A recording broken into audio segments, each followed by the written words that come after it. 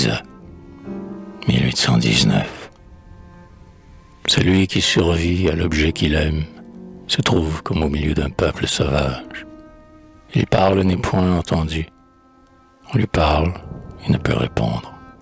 Inaccessible aux émotions douces, même à celles de la vertu. Il ne la regarde que comme un devoir. Il ne se souvient plus qu'elle est un plaisir. Florian. Gonzalve. Du haut d'un roc désert, contemplant les combats, Élisa s'y mêlait, et d'un œil intrépide, semblait de l'ennemi poursuivre les soldats. L'amour rend son regard plus prompt et plus rapide. Réglant de loin ses pas sur ceux des bataillons, de leur marche rusée elle suit les sillons. Malgré l'air bruyant qui vomit le carnage, un jeune enfant sommeille, appuyé sur son bras. Sa fille, doux fardeau qui ne fatigue pas, qui, semblable à son père, en rajeunit l'image. Un fils, à ses côtés, se suspend sa main, et surtout ce qu'il voit l'interroge en chemin. Elle s'arrête enfin, près d'un bois descendu, et cherche, de la plaine embrassant l'étendue, ce panache au crin noir, que son doigt diligent attacha le matin sur un cimier d'argent. Traversant d'un coup d'œil la fumeuse poussière, elle a de son époux reconnu la bannière. Oui, voilà mon écharpe, où, brodée de ma main, de nos pensées d'amour voltige le refrain. De nos chiffres noués, oui, j'aperçois la trace, et les étoiles d'or qui sèment sa cuirasse. Ah, pourquoi mes enfants ont-ils besoin de moi?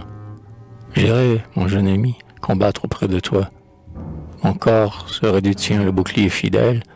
Je garderai ta vie, en m'exposant pour elle.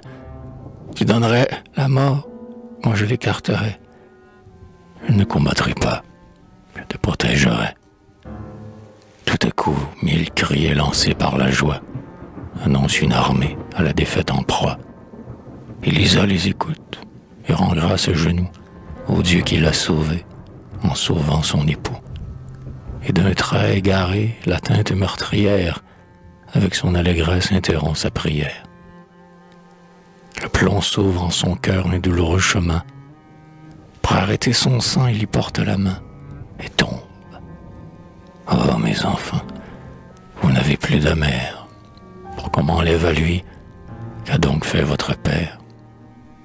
Contre ses flancs alors, en rapprochant son fils, oh mon cœur, reste encore, ne cesse pas de battre. Attends que mon époux ait cessé de combattre, afin que vers ces lieux, attiré par mes cris, il puisse, à mon départ, me bénir et m'entendre, et sauver mes enfants que je ne puis défendre. Puis à son jeune fils qui pleurait ses douleurs, avec sa main sanglante, il essuya les pleurs. Le guerrier, cependant, retiré du carnage, va sous son pavillon reposer son courage. Personne, pas pressé, ne vient le recevoir. Il entre, il ne sent pas la main accoutumée, soulever doucement son casque pour le voir. Il cherche, et ne voit pas sa belle bien-aimée venir lui détacher ses éperons poudreux, délasser son armure, et d'un vin savoureux, offrir à sa fatigue une coupe attentive. Il sort, et du combat à la plaine encore plaintive, revoit, mais sans terreur, son front sous le harnois. De 1000 noms connus, il frappe au loin les bois. Tout se tait. La nuit vient, et sa frayeur redouble. De sa marche inquiète, il promène le trouble. Rien ne peut à la crainte arracher ses esprits. Place, il n'est que trop sûr le malheur qui t'afflige. La fleur que tu chéris a plié sur sa tige. Et de tes orphelins se prolongent les cris. Enfin, la nuit se passe. Il écoute. On l'appelle.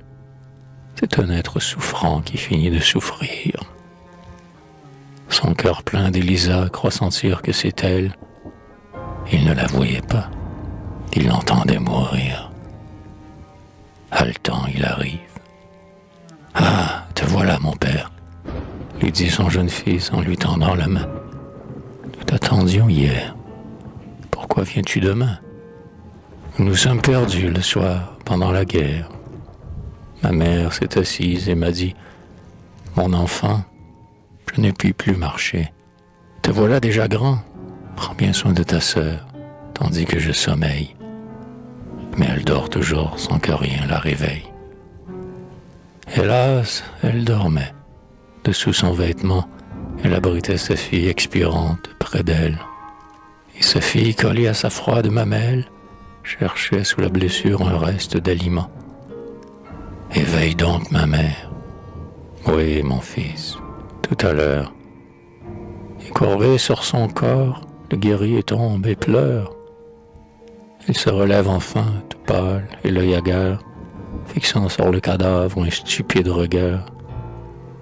Le guerrier, qui déjà se croit seul sur la terre, ne voit plus ses enfants, maudit son abandon, arrache du fourreau son sanglant cimetière, et son fils à genoux lui demande pardon. Il craint d'avoir mal fait, se rend timide et tremble. Lui, rejetant la mort, « Ça vient, mon fils, lui dit-il.